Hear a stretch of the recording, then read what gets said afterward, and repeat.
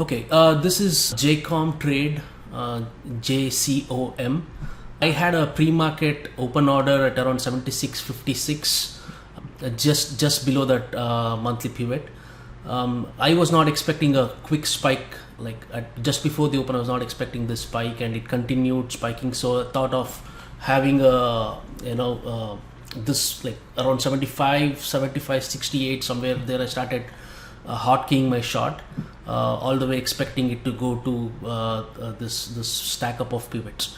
It did not go. I did not get my full size, although with my small size I got around like close to $2 or $2.50 profit. So I covered somewhere around 73.20, somewhere in between. Like there was a VWAP here, so I covered around VWAP. So that's one trade on JCOM. The other one was NLS. So NLS was it came up on the scanner. I had not prepared for this. I mean, I did know there was earnings on it, but I was not like pre-market prepared for the stock, so I did not have an open order on it. So I saw a quick move from close to 1450, 1470 to 1592. That was a good enough spike for me, even though it is doing all-time highs. There was a pretty good stack up. I saw yearly pivot at 1556 and 1592 was monthly pivot. So I started off at around 1576. So I started hotkeying it. I think I continued adding it until 1590. So I had a pretty good average with a good size on it.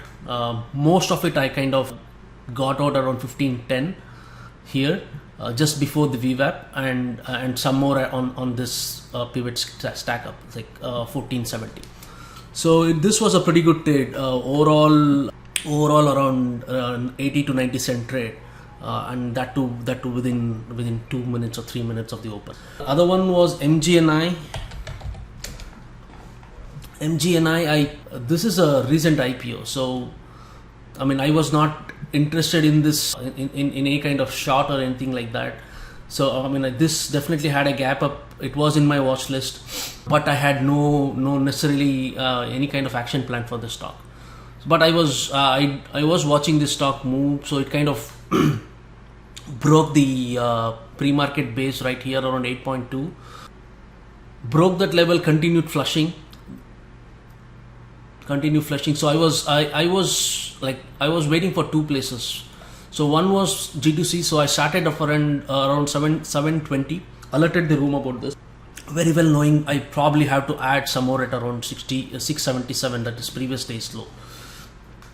So once my action plan was to allow it to, if it comes around 677 like previous day's lows, I'll probably wait for it to see how it tests around 653. Only then decide on stopping out. It did not do that, so I only had about quarter position at here because I was thinking of adding around 677 or 680. So with my quarter position, I got off most of my position around the VWAP at 780. So that was around 60 cent on one half of my quarter position, and the remaining just below that 5-minute 20. So I got around 805 or somewhere, or 804. So that was a pretty good trade. Okay, so that's on MGNI, pretty decent trade. Then other one which I just took, that's VXRT.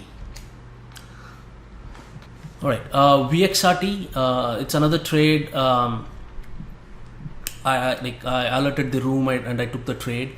So my starting position on VXRTC was around 1206. That was like pretty close to the weekly pivot. The reason for this trade was just not a weekly pivot. I also recognize there is a 20-day moving average around 1176 on daily. Okay, so that I started there and continued adding until 1236.